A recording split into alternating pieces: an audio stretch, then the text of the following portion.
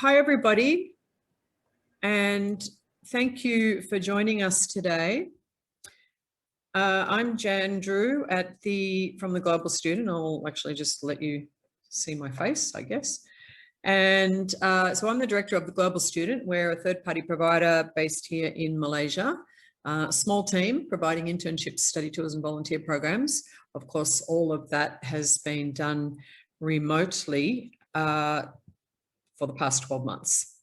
But we're starting to, we're getting quite a lot more take up this year on remote opportunities as universities realise that they are, students are not going to be able to travel for another 12 months, we think at least. So this webinar is a way of getting students to perhaps consider opportunities to have international experiences that without the travel, that it's still possible. But more importantly, today we want to talk about how an international experience can really benefit your employability options, but also why an internship in Southeast Asia is really important, and the benefits of that, given Australia's relationships to the region. So we've got some excellent speakers today, our panel of experts that are going to help us unpack some of this. So what is ASEAN? ASEAN is the Association of Southeast Asian Nations, comprising 10 countries in the region. And it's very important to Australia for regional peace, security and stability. The people-to-people links are considered very, very valuable in terms of trade and investment, diplomacy, just about, on every level that you could possibly have. But one thing that people don't often know is that the ASEAN bloc, the ASEAN region as a bloc, is Australia's third largest trading partner, and its bilateral trade of the two-way trade is actually worth more than Australia-US or Australia-Japan relationships. So it's incredibly important as a region, partly because of its fast-growing middle class, which is creating increased demand for consumer products and services. And currently it accounts for about 15% of total trade. So incredibly important and little-known facts. Okay, so today we've got a panel of experts. Thomson, who is the co-founder of the ASEAN-Australia Education Dialogue, which runs forums in Malaysia. Normally annually. Last year it had to be a remote one, of course. He's going to talk to us about ASEAN from a government policy perspective. Unfortunately, our Global Victoria representative was not able to join with us today. He's had to go on leave. So I'm going to present that. And that's to give you a little bit of background on the importance of the relationship from a trade and investment perspective. Very fortunate to have Mikaylie Page, who is the COO of the ASEAN-Australia Strategic Youth Partnership, which some of you may be familiar with, which is a youth-led organisation of young people that may have been on exchange or had some kind of an international experience in the ASEAN region, but has connected with their counterparts within ASEAN. So she will talk about the relationship from a youth perspective and why it is important. And finally, last but not least, Robert Law, who is the Director of Research and Advisory at Asialink. Asialink is a very important organisation that does a lot of research and training and all sorts of things that's based within the University of Melbourne. It's been around for quite a while now, and also has the Australia Education Foundation, which works at building education skills in younger people in schools and things like that. So he's going to talk to us about Asia capability, which are the skills required for being, for working in Asia or interning in Asia. And this is the Winning in Asia report is something that was produced for businesses, but it resonates with what universities are trying to do with students and for young people, young graduates who are considering employability in the region or even in Australia. But as you'll see a little bit later on, 1 in 5 jobs in Australia is trade related, so it's very, very important. You never know where you are going to end up and who you're going to end up working for. Oops. So I'm going to hand over now to Thomson, and he's going to take the conversation forward for us. Well, thank you so much, Jen, first of all, for inviting me to these important conversations. A very good morning to all of you from Southeast Asia, and also to our friends in Western Australia, obviously acknowledging the time zone difference, even though we're in one country, but also to friends from the rest of Australia and also across the East Coast of Australia. As Jen briefly mentioned, my name is Thomson Ching, and I'm from ASEAN-Australia Education Dialogue. But these dialogues actually run out of a corporate advisory and consulting firm with something that I'm attached with as well. It's a firm that has been around for over 30 years now, since 1990. We're a corporate advisory and consulting firm based here in Sydney. But before I start, I should do something that, as a tradition, for those who are in Australia would understand that, but for the interest of our friends from Southeast Asia, we would like to acknowledge the traditional owners of the land where I'm currently joining in from, which is the Gadigal people of the Eora Nations, and to pay my respects to the elders, past and present. Without further ado, I will get my presentation slides up.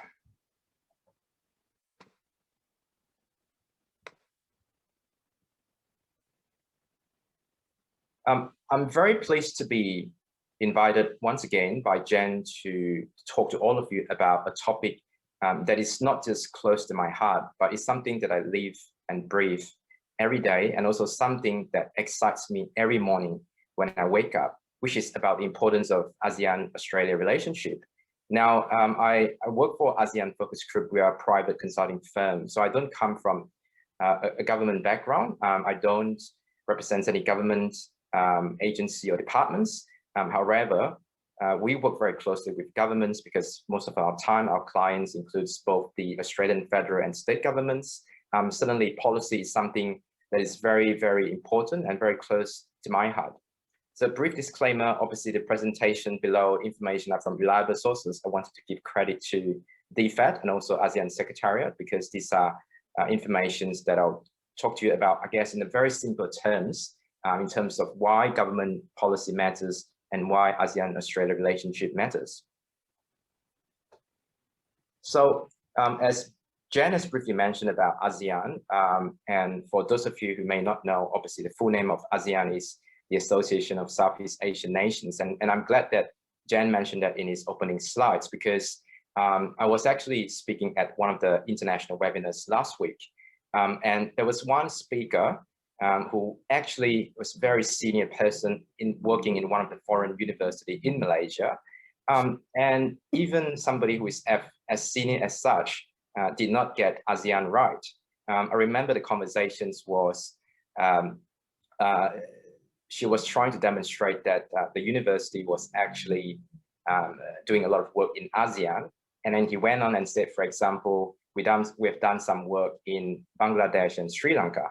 Now, if you look at the map here, you would have noticed that, that orange part is actually, if you take out Australia, that is actually where ASEAN is based. So I think it's important for everyone to know the 10 countries of ASEAN. It was founded in 1967 on the 8th of August by 5 countries, which is Indonesia, Malaysia, Philippines, Singapore, and Thailand. And then it was signed through what they call a Bangkok Declaration or ASEAN Declaration in Bangkok. And then obviously the rest of the 5 member states, Brunei, Laos, PDR, Vietnam, Myanmar, and Cambodia joined at a later stage. So there are only 10 ASEAN member countries at the moment. And as Jen has briefly touched on the population of ASEAN, 8.7 million, that's, 8.7% of the world population, that's close to 10%. It's pretty significant. Generally a very young population there, and you'll hear more from Mikaylie later about the youth aspect. But also the growth rate and also the economy growth rate, GDP, gross domestic product, What does that mean in simple terms? It means there's a higher and higher consumption rate and a growing middle class, which means that more activities and more opportunities for a partner like Australia. Obviously, there are a lot of information on this page, but I just wanted to briefly touch on this statistic. These are reliable statistics from the ASEAN Secretariat website. If you look at particularly on the education social progress, where you have an increasing and high literacy rate, 95% of adult population was able to read and write, and this is as of 2017. What does that mean? This basically means that there are more opportunities for international education, for employment opportunities, and I think this is a very positive step. And that leads me to the important point about Australia as ASEAN's dialogue partner. Now, a lot of people actually do not understand what you mean by a dialogue partner. Basically, what it means is that it allows Australia as a country to forge that friendly relations and also have that very constructive dialogue about how to cooperate, to tackle some of the issues, which is getting more and more important in today's globalized world, because the pandemic was a good example of why you need global actions and global cooperation to tackle. And Australia, interestingly, of course, is the first of the ASEAN's 10 dialogue partners. So Australia as a country, through the government, has seen that opportunity since 1974. Obviously, there's the list of other dialogue partners, including some of the big economic powerhouses such as China and the United States are also in the list. But also pretty recent, but not quite, is something that happened less than 10 years ago, which is the establishment of an Australian mission to ASEAN in Jakarta, which is where the ASEAN Secretariat is headquartered in. There are a number of regional international economic cooperation, and some of the examples are the RCEP, which is that was being signed this last year at the East Asia Summit that was held in conjunction with the Australian and also many other countries' heads of government summits. Malaysia, Indonesia, and Singapore were obviously active partners, but also there are many minor opportunities or minor partnership agreements that may have been signed in other parts of ASEAN as well. As you know, ASEAN is a very diverse region itself, that government commitment and also government opportunities through international agreements also flows down to sister city agreements, which is signed between local councils, because it's important to have that local connectivity as well, not just at a country level. A good example is actually Georgetown, Penang, which is my hometown where I originally come from. And for those of you who do not know, Penang is located in the northern part of Malaysia. It's often famous with this very scrumptious, delicious food and also its touristy flavor. It actually has a sister relationship. It's the first sister city of Adelaide, in fact, and that was because of the connection with Francis Light and Colonel William Light, which are father and son, which were surveyors of both Georgetown and also Adelaide. For a lot of interesting history there. A quick fact about the Australian residents in the last census in 2016, where we had massive population, 860,000 Australian residents actually claimed that ASEAN country is their country of birth. So that gives you some sense in terms of how important the partnership is. Now, ASEAN-Australia Education Dialogue is a track-to diplomacy platform that strengthens Australia's education and training relationship with the key stakeholders region. This is not initiated by the government. It is initiated by ASEAN Focus Group, and I obviously acknowledge the work that my fellow co-conveners, Michael Fay, whom I've been working along with in convening this dialogue. And it was first held in Penang, and it was through the initial support seed funding from the Australia-ASEAN Council from the Department of Foreign Affairs and Trade. And it was associated with Special Summit 2018. And we attracted strong representation of key representatives from government, from also education and training providers, and also businesses, but also youth and alumni as well. And these are just some of our key supporters. Of course, I did not list out all of them. There are still many more who are supporting partners of these organizations. Now, the reason why I mentioned about the dialogue is not because it's something that I do as part of the project of the organization, but I wanted to point out the fact that if you look at the point 4 of these key takeaways about participation from non-state players, a lot of the time we see a lot of government agreements, memorandum of understanding, but at the end of the day, it is really up to non-state players, people like us, like the private firms, like youth, like university, like education providers, to actually take on the opportunities. Otherwise, the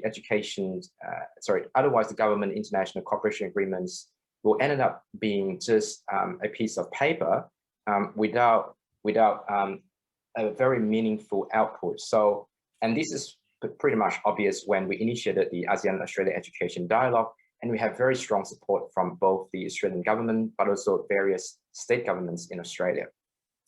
ASEAN was originally established in 1974 to maintain regional stability. I wanted to point this out just because I think even though there are some challenges recently with one of the member states, such as Myanmar, in terms of internal conflict, but I do think that overall, in general, ASEAN has, as an intergovernmental organization, has played an important role to maintain the regional peace and stability. And this is particularly important if ASEAN is to expand the partnership with other countries, such as Australia.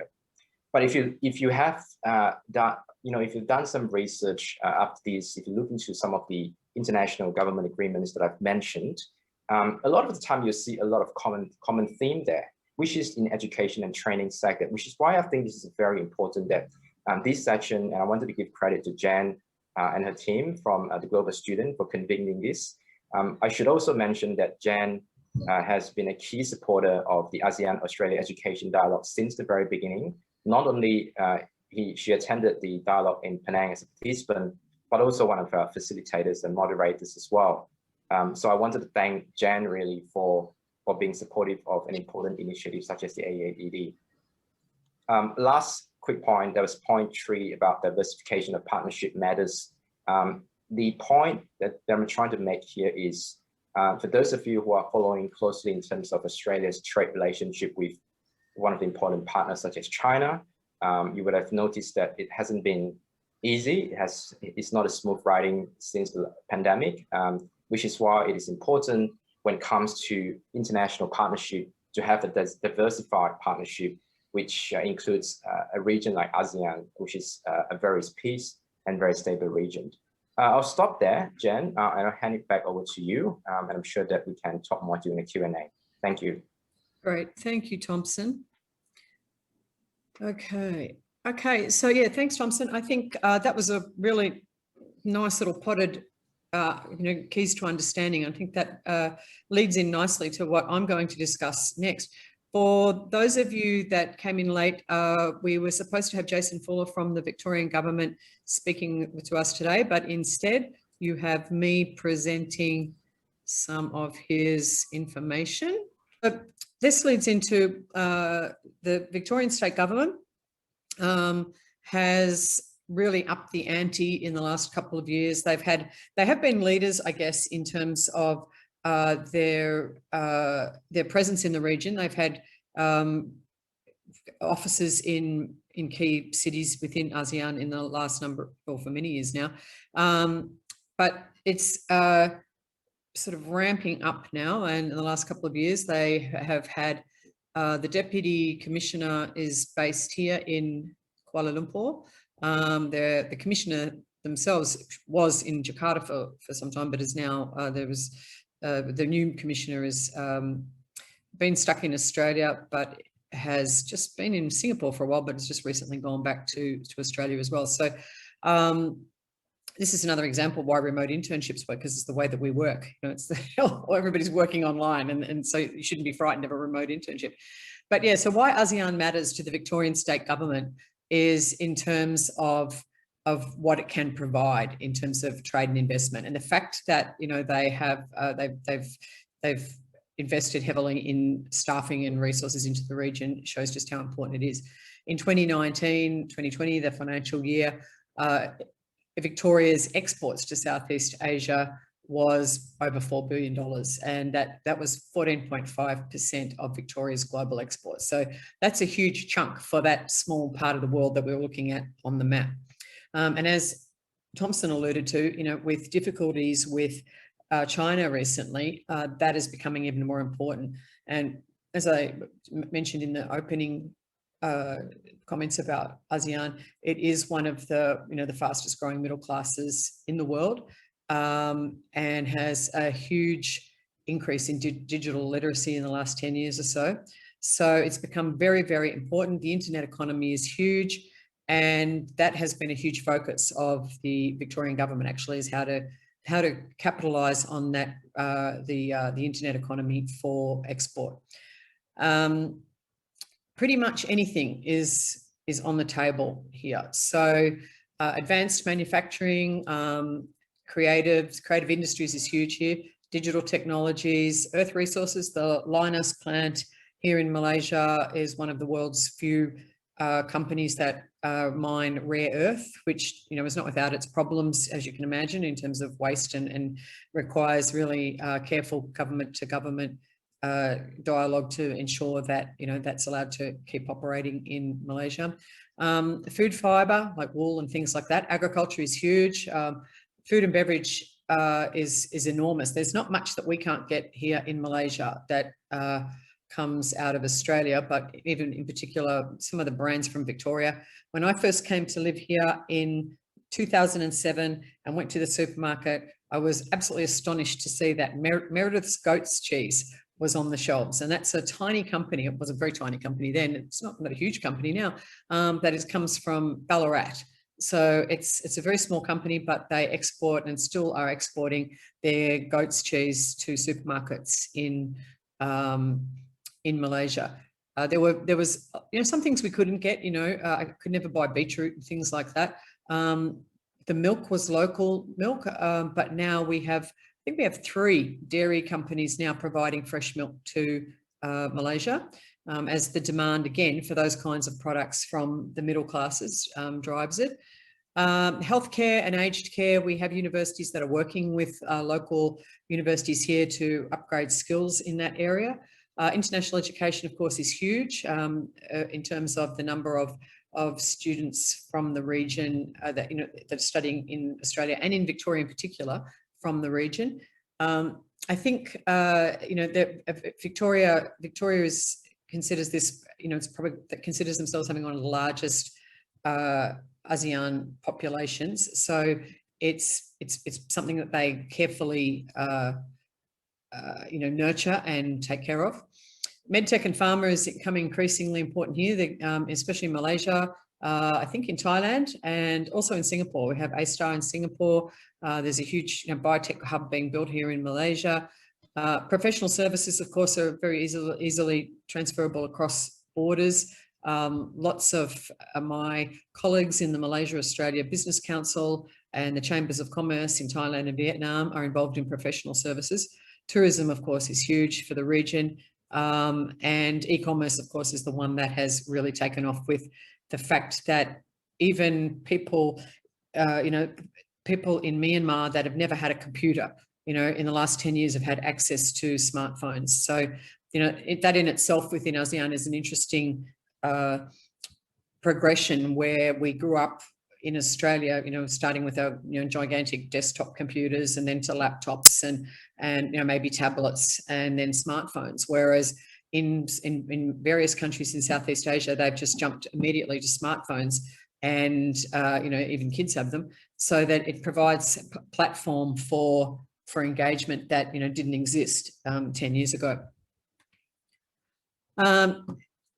In support of all of this, Victoria has instituted an export recovery package, which is worth 15.7 million across the board. And it's about addressing logistics and supply chain issues. So once upon a time, if you wanted to export your goat's cheese or your olive oil or your wine or whatever, you had to come into country and do, a mission where you, went around and, met people and had conversations and had discussions, and then you had to find out how you were going to get it into market, and you needed a distributor here and all that sort of stuff. Well, the e-commerce has just changed all of that. So businesses are now doing virtual trade missions, which is really cool, which, not only helps save the planet, because we're not having, so many people jumping on planes perhaps, but it's, it allows people to actually talk to their, potential partners via Zoom and other, communication platforms. But it also means that the logistics and the supply chains are already existing. So for instance, where once upon a time you needed to, if you had a product you wanted to sell in market in ASEAN, you need to get on a plane and come over and meet the people and put all those steps in place.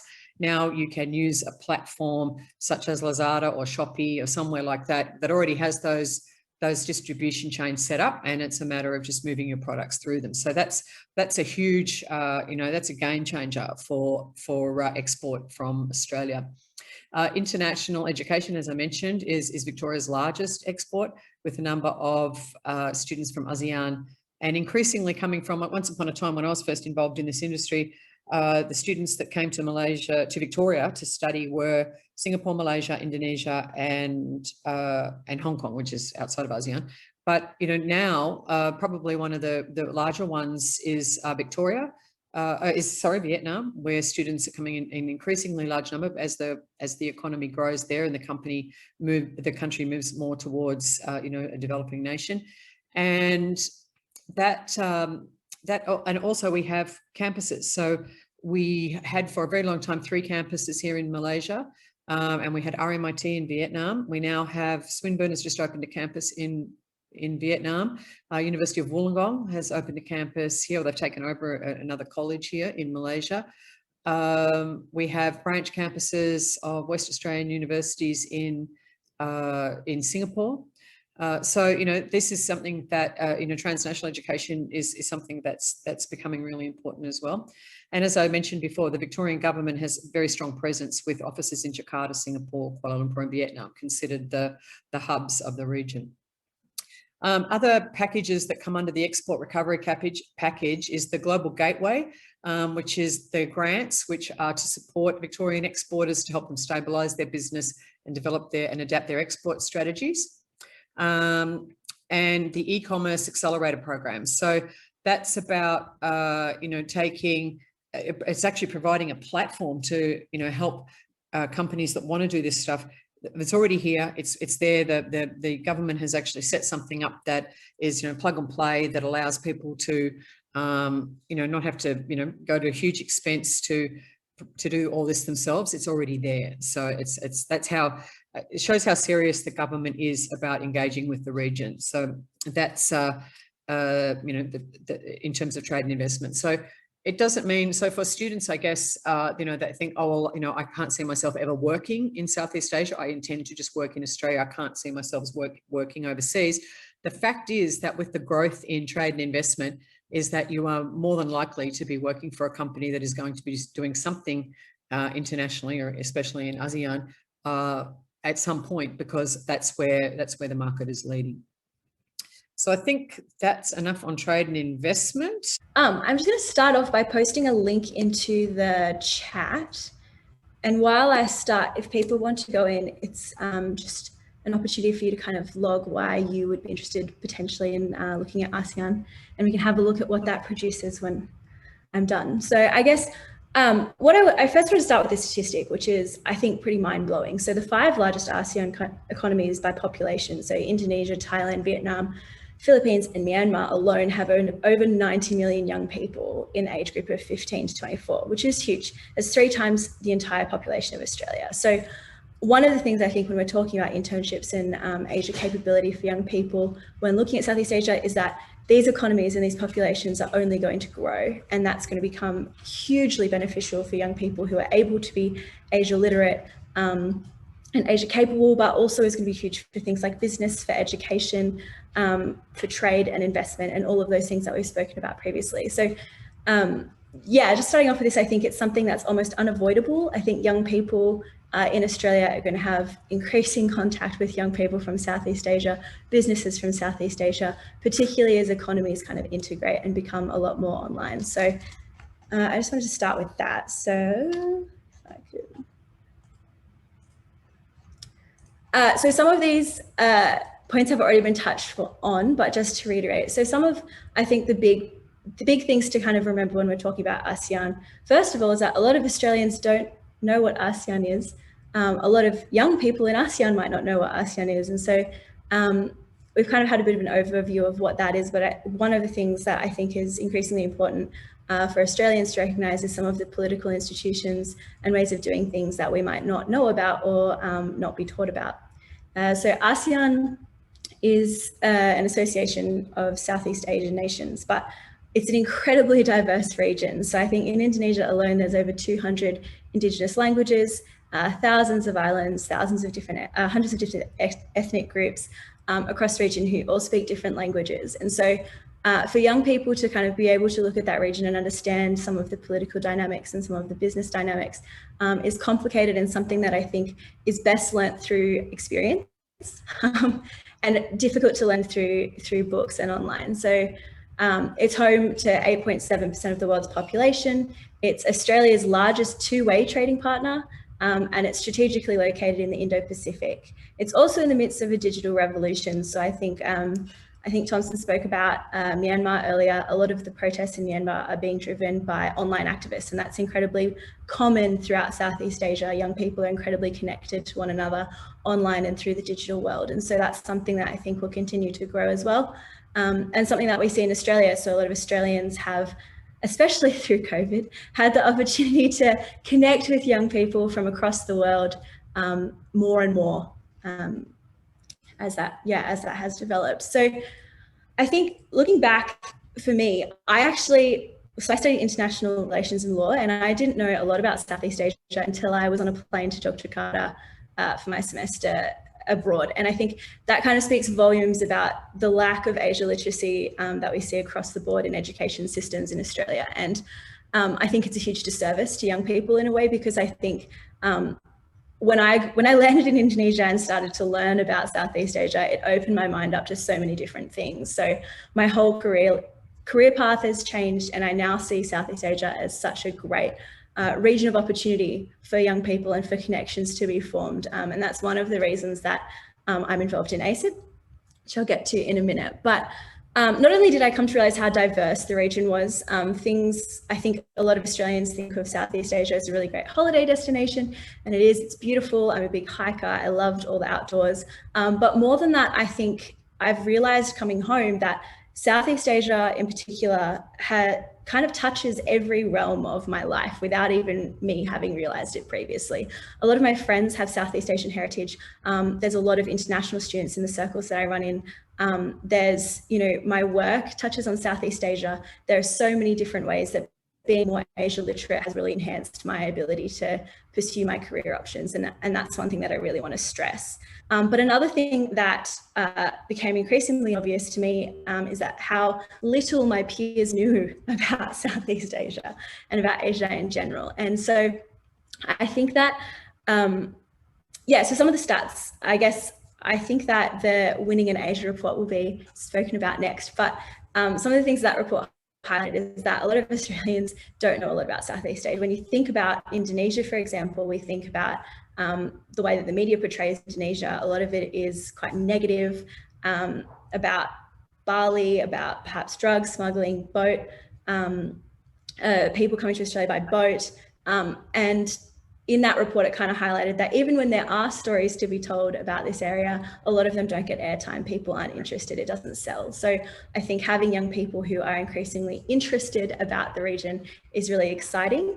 And another thing that I wanted to highlight is that I think Asia literacy involves way more than studying languages. So we know that language study in Australia has been decreasing. A lot of Australians are not speaking a second language. And that's one part of that's really important that people can learn through the education system. But a second part to that is also what goes beyond language. So things like ways of communication, understanding each other, ways that we think about values, efficiency, the dynamics of group dynamics, all of those things are things that you can learn through actually immersing yourself in teams that operate throughout the region. So that kind of brings me to ASIP, So the ASEAN-Australia Strategic Youth Partnership, we're an organisation that's focused on young people 18 to 29 who, I guess, it was founded by a group of people who went on exchange in Southeast Asia and came back and realised how little Australians understood about the region and how much there was to be done about bringing awareness of ASEAN and Southeast Asia to the table. And so we're really focused on bringing relationships into international relations. So as has been touched upon, things outside of the government sphere, learning those skills, I think, comes from interacting with people and from getting to know your peers in different regions. And so one of the things that we do is we really focus on building relationships, so understanding each other and building relationships that can contribute to different things that we do. So some of the things that we do is we run Track 2 diplomacy, digital diplomacy programs. We do publications where we highlight youth voices in the region. And we bring together young people through digital events and through volunteering in a way that fosters those relationships so that people can actually get to understand the way each other works. And one thing that we've found is that there's a huge appetite for this. So I think people are more and more realizing how much the region touches their lives and how much the region really makes an impact on different career opportunities and education opportunities for them as they kind of progress. So on that note, I just want to run to,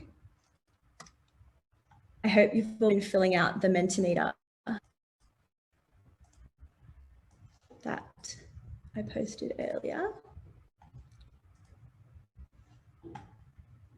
We have a few. So the two main things I think that have come out of cultural diversity and global experience, which I think is huge. So that global experience is really important. One thing I think for students and young people is that more and more young people are getting out there and experiencing the world. And so the more experience that you can have overseas, but also within Australia with diverse individuals, the better, because the workplace is really becoming more and more diverse and cultural diversity. So I think those two things are things that ASIC really focuses on. I know Jan really focuses on, oh, we've got some more coming in. We've got neighborhood, friendships, diversity, travel. All of these things are things that I think really encapsulate both the diversity, but also the opportunity that there is in pursuing Southeast Asia for young people. So I'll leave it there and we can go into questions later. Oh, I think you're on mute. Oh, yes. I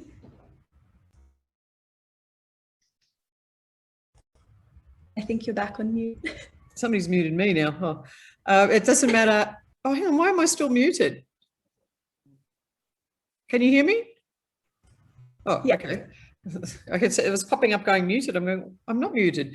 As it doesn't matter how often you do these things, how often you practice, there's always something, you know, the screen sharing or whatever. So when I was doing the Victorian government thing before, the screen wasn't being shared. Oh, thanks for letting me know, Michelle. Oh, that's why you're here. Unbelievable. Okay, let me now introduce Robert Law, who's going to share with us about the Asialink's Winning in Asia report and some of the key findings from that have that resonate and have impact for employability and Asia capability. Thanks, Robert. Thanks, Jan. Let me do the check that everyone can hear me. So looking for a few yes, great. All right, thank you. Look, very pleased to be here. Because this is an issue that I'm passionate about, both in a professional context, but also because of my own personal experience. But before I get started, let me firstly acknowledge the Wurundjeri people of the Kulin Nation, on whose lands I live and work, and pay my respects to their elders past, present and emerging.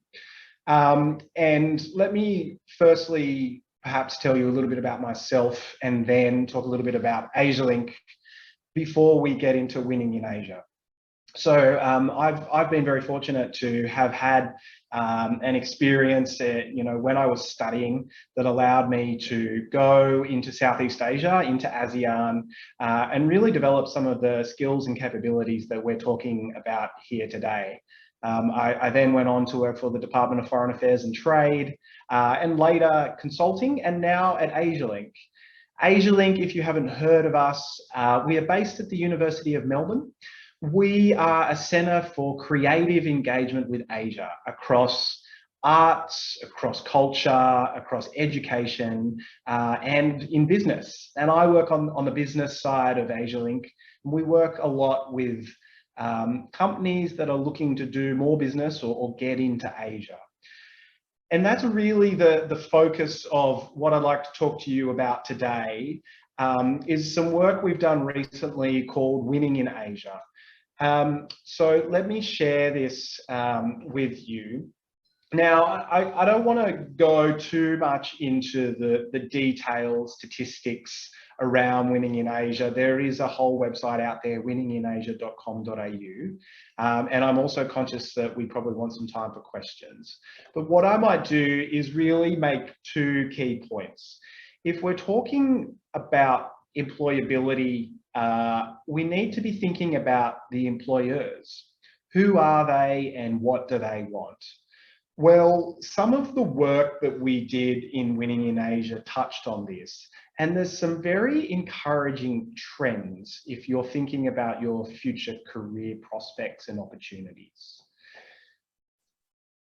One of the interesting things is that Australian businesses that expand offshore, particularly into Asia, tend to do better than those Australian companies that are domestically focused.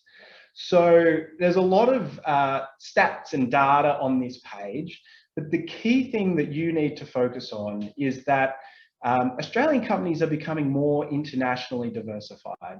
So if you're thinking about what skills and capabilities you want to develop, developing those in the international space, and particularly relating to Asia, is something that's going to stand you very well when it comes to thinking about your future employers and what they might be looking for. I've got a little bit more detail around this, but one of the key things to get you to focus in on here is the left-hand side. It's looking at the biggest Australian listed companies, but what you can see is they are more internationally focused and they derive more of their revenue from their equivalent companies in the UK and the US. It's only in Japan and their large listed companies that generate more revenue from overseas than Australia. So what I would say is that there are some really encouraging trends in the Australian business community, with them looking more and more offshore. You'll see here in this slide that the bigger companies, those that have a market capitalization or value in terms of their listed value on the stock market, the ones that are worth over $2 billion, they tend to be much more internationally diversified than some of the smaller companies. So the trends are positive. You are seeing more companies looking overseas, more companies looking to Asia, and that's creating more demand in terms of the sorts of skills and capabilities that they might require. So it's probably now worthwhile turning to the question of what are the skills and capabilities that Australian companies have? And the story isn't so great, but the good news is you can be part of changing that story. So when we look at, we did a bit of work where we looked at the capabilities, the Asia capabilities of business leaders in those largest companies in Australia. And what we found is there is a real gap in terms of the capabilities that they have. Now, what does this mean in a practical sense? It means the first point that I touched on, that you have Australian companies increasingly looking overseas, but it also means that their senior leaders are not highly Asia capable. So in practical terms, where are the opportunities there? Well, it might be a few years before you or I rise to be the head of a large ASX listed company, But in the meantime, many of those companies are going to need professional advice and very talented employees to help them navigate a region that they don't necessarily understand as well as they should. So this statistic here about 90% of senior leaders not being Asia capable is really important, because if you can build your Asia capability, then you can position yourself and market yourself in an attractive way for these companies that know they need to build up that capability. There's another really important aspect to Asia engagement for Australian companies, and that is their external affairs capability. So what that means in a practical sense is that as a business goes about doing its operations and doing its work, they'll often have a team of people, or quite a large team of people, who engage externally. And those roles are critical, we think, to helping companies navigate Asia. When we did this research, what we found was that the external affairs parts of Australian companies are actually quite smaller, usually, than their European or American counterparts. Now, this is a really surprising finding when you think about what's required to do business in Asia. Because we know, and I'm sure many of you know who are on this session, that doing business in Asia, it's very important to have that really strong external engagement capability. So one of the things that we are calling for quite strongly is for Australian companies to start to build up and expand their external affairs capabilities. And I think over time, you'll see Australian business doing more and more of that. And that will create increasing opportunities as you start to think about your future career prospects. So we then looked at what is required to build these capabilities. And I won't go into too great detail because I am pretty conscious we're close to time. But we looked at all the capabilities that you might need across business, across government, and across your peak organizations. And this last one there that you've seen come up, 11 through to 14, is the really important part. And it's not just about building Asia-capable leadership. You'll see there in the recommendation number 11 that attracting, recruiting, and retaining Asia-capable talent needs to happen at all levels. And that needs to happen across business, across government, and across peak bodies as well. So I think there is a broader push across government, across industry to develop Asia capability. And what that means in practical terms is that there will be increasing opportunities for students and for others who've developed those skills throughout their career and through their study. In that sense, you know, going out into the region, either physically or virtually, is a really important way that you can build your Asia capabilities and increase your employment prospects if you're looking for, you know, future work and a career in Australia with Australian companies that are engaged with Asia. So look, I will finish my presentation there because I know that we don't have too much longer left, and I will pass back to Jan. Thank you, Robert. That was fantastic. I think that really sums it up nicely with the messaging that we're trying to get across to students and to get them to understand, you know, why they need to be considering these experiences. And I just quickly want to share with you, in 1995, the reason that I'm sitting here today doing this webinar is that in 1995, I went to Bangkok University as an exchange student.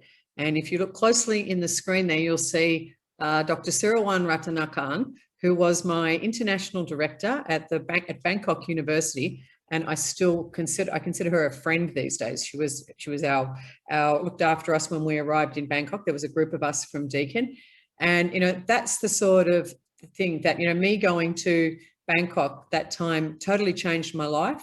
And it's the reason that I'm probably sitting here trying to encourage other students to go away and do it. So I always, whenever I see her, I have to give her a big hug and say, thank you again, Dr. Sirawan. I'm so glad you joined the call. But this is the thing, you know, here we are, and it's almost, well, it's what, 26 years later. And, you know, we do some work together and whenever I have the opportunity to go to Bangkok, we catch up. And these are the sorts of connections that, you know, through our relationships, we've been able to connect other people together, you know, between, you know, Bangkok University and organisations in Australia and for my own purposes. So it's, you know, you never know where this stuff is going to take you. I think that's the key thing. So do we have any questions? You can put your hand up or put it in the chat. Meanwhile, I'll just prepare to wrap up. I can't see any questions. But I'll just share my screen again, just so that we can wrap up here. So a little bit about us. So the Global Student, how we can help, you know, help students make these, take these opportunities through experiential learning opportunities. Of course, currently we're only doing this remotely. We provide remote experiences. But what we're launching in the next week, and what we want to give you guys the first look at, is the Global Professionals Program that we're running in the middle of the year. And this is designed to work in with all this, everything that's just been talked about, and working on previous program experience that shows that students are often not quite prepared for their internships. So this has been developed in discussion with, whoops, where's it gone? Go back, hang on, back. The Global Professionals Program, which will send out information after this, with the webinar recording as well, has a 2-week introduction to business in ASEAN bootcamp, which will look at what is ASEAN, providing an introduction to ASEAN, the skills, you know, for working in Southeast Asia, and networking opportunities. That flows straight into a 4-week internship, which we'll be looking at. We have interest from the Victorian Government Trade and Investment Office, Trade and Investment Queensland, and Austrade, who are keen to attract students to work on business development projects over a 4-week period. They do this already, but we're just creating this program with the bootcamp on the front to provide better skills and understanding so that you're better prepared to go into that internship. And the other thing that came out of a program that ran earlier this year, I think, was that it's great to do these internships, but then what happens? There's nothing for the interns when they finish. They just go back to university and continue, you know, finishing their degree, and then off they go. So we're going to include a 4-month program of activities with some of the key players that will be involved in the bootcamp, and that includes the ASIP, where there'll be a complimentary membership to ASIP included in the program, but you'll have access to any programs that they're running. We will have networking activities online with other organisations such as Asia Society, Austrade, anybody that's working in the region really, so that we're able to sort of, you know, provide students with a bit of a pathway and to sort of see where some of these employability opportunities might lie. With the Global Student, we currently work in Malaysia, Thailand, Vietnam, Cambodia, and Singapore, mostly in Malaysia at the moment, because that's where we're based, but we do programs in Thailand, we do volunteer programs in Vietnam, in Cambodia, and we have done programs in the past in Singapore, though we don't have any currently, but we're working on some remote ones at the moment. So why us? We've been here for quite a while. The company is 10 years old here, but I've been working in the region, you know, since I was here at Bangkok University in 1995. So we have currently 15 partners with 2 more coming on. We're slowly building up our partnerships with Australian universities. There's me, the token Aussie, and all the rest of our staff are locals. And we have incredibly strong networks, because the reason I was first here in Malaysia was I worked for the University of Melbourne for 3.5 years, and that really helped develop, you know, strong relationships in the region. So that's why that's what we're here to do, is to try and create these experiences. And as I said, we work closely with all the people that have presented to us today and the government agents and things like that. So it's a passion of ours, I guess, is to really try and get more students to have the opportunities that I had and that others are constantly having, and people like Mikaylie, you know, who has had her experience in Indonesia. You know, it's something that I just feel very, very passionate about. It's not just work for me. It's something that I get very excited getting out of bed each day to do, to see how we can provide it. Of course, when we can have them back here, that's going to make it even more exciting. We do miss having our students here with us in country, but it's really satisfying to see those that come and maybe with a little bit of fear and trepidation, but go away as different people, things that they've learned about themselves, and really, you know, have got a new sense of confidence, perhaps of direction, and then to watch those careers developed as we, you know, maintain contact through LinkedIn or our ambassador program. So no questions. We will send out a recording of the webinar for you to share. And we will, and more information about the Global Professionals Program as well. But first, I'd like you to help me in thanking Robert and Mikaylie and Thomson, who you know, gave up their time to do this today. And I think they've really provided. Unmute yourself, Mikaylie. I think you've. I think you've really provided, it's been spot on, the kind of messaging that we're trying to get out to students. I think you've really hit the nail on the head, I think.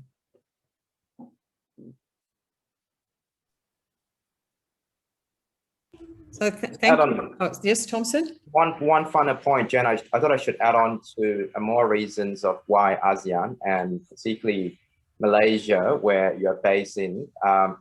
I think a lot of time, if you look at Australia's external partnership, often look into countries like China and India because of the massive population. But Malaysia itself is in the heart, right in the heart of ASEAN, if you look at the Absolutely. map.